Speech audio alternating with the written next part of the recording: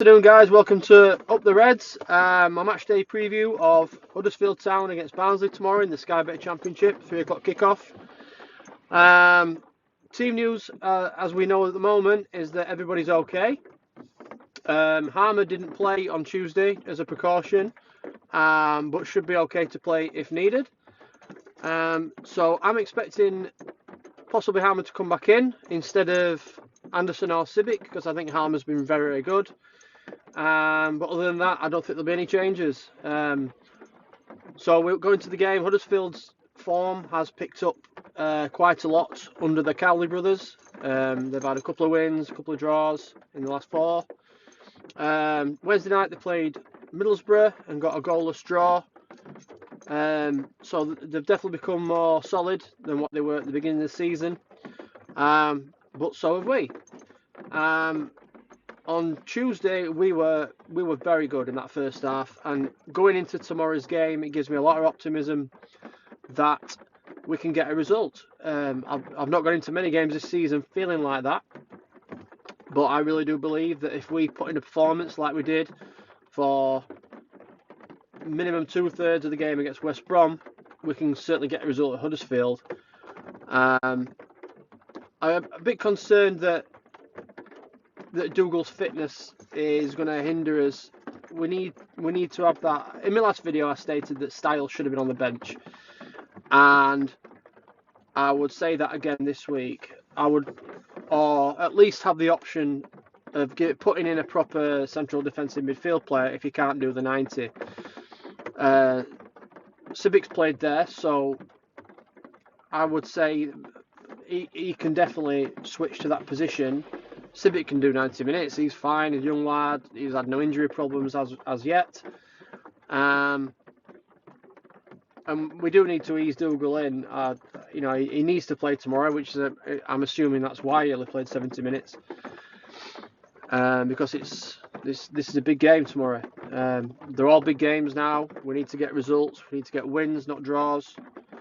I know a lot of people are saying that a draw tomorrow would be a good result.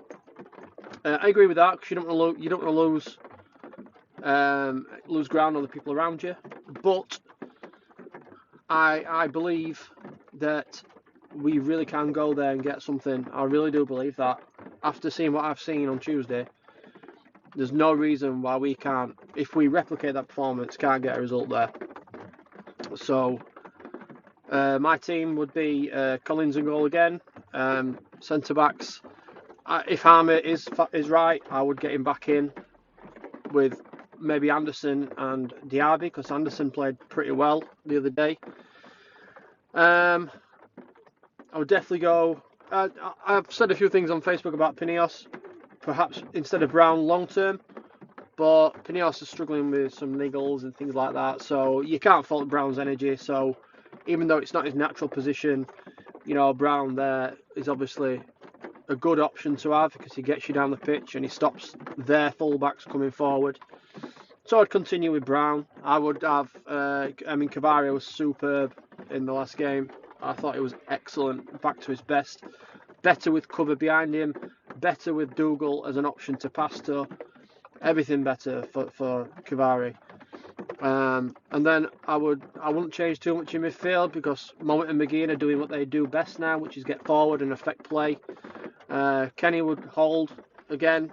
That is first name on the team sheet for me if he's fit, because he holds everything else together. Everything works better with that holding player. And then I would have Chaplin and Woodrow up front. After Woodrow's brace the other day, you provide chances, he will score goals.